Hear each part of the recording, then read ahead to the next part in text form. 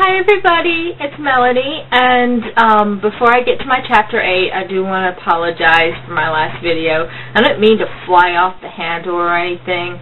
Normally I don't let things bother me too much, but the only reason why it did bother me a little bit is that I didn't get no email or anything from YouTube saying that they were going to flag my page. It was just automatically flagged, and it kind of shocked me a little bit. And I shouldn't be shocked because I've had other accounts before, but when I got kicked off, it was never for inappropriate content. It was always for copyright stuff, because I used to put up music and everything from from Metallica and everything like that, and it kicked me off because apparently Metallica doesn't want anyone to listen to their music for free. So, all right. But I also had a few little friends that said, well, you must have been really sleep deprived because I discussed this with them before, like the perverted things in Harry Potter. And one of the things that they told me I forgot to mention in my video was the whole room requirement. Because if you haven't gotten this thought before, I'm surprised no one has. The room requirement is a room that appears for someone who desperately needs it and it provides things what the user needs. Now you imagine two horny teenagers running down the hall trying to escape Filch because they got caught in a broom closet. And then their minds are like, we desperately need a room to hide from Filch and do the deed.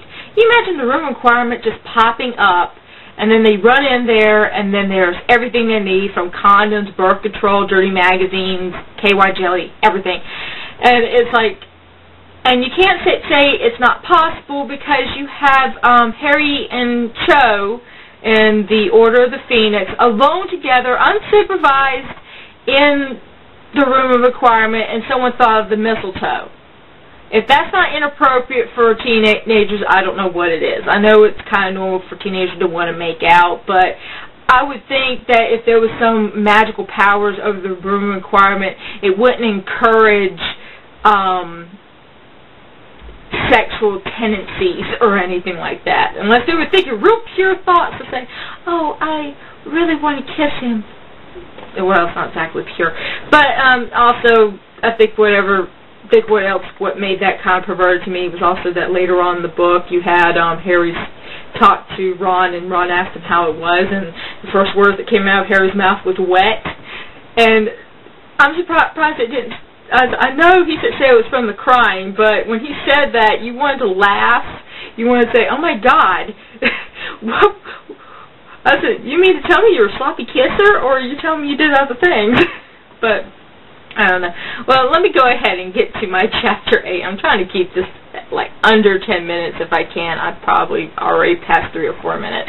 But my Chapter 8, which is called Crackpot Theories. And the reason why I call it Crackpot Theories, these were like ideas that me, myself, and some other Harry Potter fans, I can't remember most of them.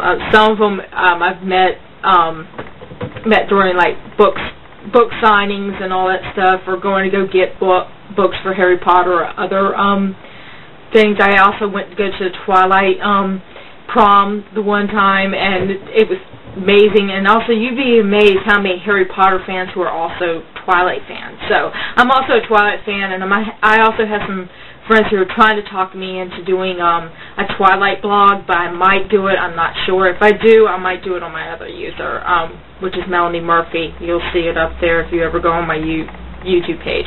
Okay. The crackpot theories are, as I said, it's just stuff that just came on the top of my head, never was used. Maybe some of the like general idea kind of got used, but never was really used. It was stuff that was absolutely absurd. And I'll give you a perfect example. I had a crackpot theory with Peas, the poltergeist. And this crackpot theory came to after the 6th book, after we had about the Horcruxes. And when we learned about the Horcruxes. And I thought, well, wouldn't it be kind of amazing that one of the Horcruxes was in Hogwarts, or some of them were in Hogwarts hiding, and one of them would be like the most like unlikely thing that you could think of being a Horcrux. And I said, what would happen if Peas was a botched Horcrux? And the reason why I say a botched Horcrux, I'm saying that Tom Riddle was trying to make a Horcrux and didn't know how to truly make it. He knew you had you could split apart your soul, but he didn't know the crucial element is to commit murder. He didn't find out later until he met Slughorn, and Slughorn told him, and then he continued to split his soul. But I was going to say, well, there were 7 souls and a half. Let's put it that way. And then Peeves wouldn't leave Hogwarts, and I think the other thing, I think it was Peeves wouldn't leave Hogwarts. Peeves loved to torture young children.